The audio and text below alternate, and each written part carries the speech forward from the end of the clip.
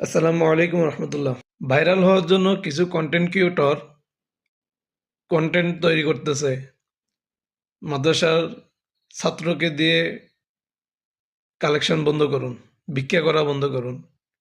আরেকটা ছোট ছেলে কন্টেন্ট বানায়, সে কন্টেন্টের মধ্যে বলতেছে গ্রামে গঞ্জে মাহফিল বন্ধ করুন, ইসলামিক ব্যবসা বন্ধ করুন, মাদ্রাসার ছাত্র দিয়ে ভিক্ষা করানো বন্ধ করুন। ভাই, তোমরা যারা এই কন্টেন্টগুলো বানাইতেছ, তোমরা জানো মাদ্রাসা একটা চালাইতে কতটুকু হিমশিম খাইতে হয়? তোমাদের কাছে খুঁজতে আসবে না কি করবে?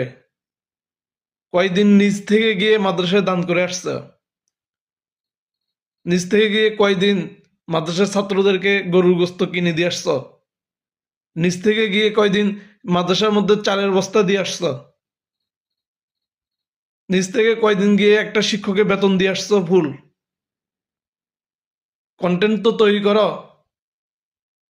যতটুকু তোমাদের কন্টেন্টের ভিউ আর লাইক কমেন্ট দেখলাম, কন্টেন্ট থেকে টাকা ইনকাম করতেছ। ওই কন্টেন্টের টাকা থেকে কতটা মাদ্রাসার মধ্যে দান করছো?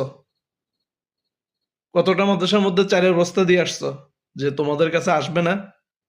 ছাত্র তোমাদের কাছে খুঁজতে পাঠাবে না? মাদ্রাসা চালানোর দায়িত্ব কি তোমরা নিয়ে নিছ?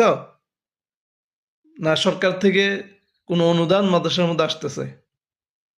তাই ভাই, এসব ভিউ ব্যবসা বন্ধ করো। তোমরা নিজেরা ভিউ ব্যবসা করতেছো আর বলতেছো মাহফিল করা এটা হচ্ছে যে ইসলামিক ব্যবসা। হ্যাঁ, ধর্মীয় ব্যবসা। অযথা কথা বাদ দিয়ে নিজে থেকে যদি কোনো ভালো প্রতিভা দেখে কন্টেন্ট বানাতে পারো তো বানাও, আর না হয় ইসলাম নিয়ে কোনো বিতর্কিত কথা বলে কন্টেন্ট তৈরি করিও না।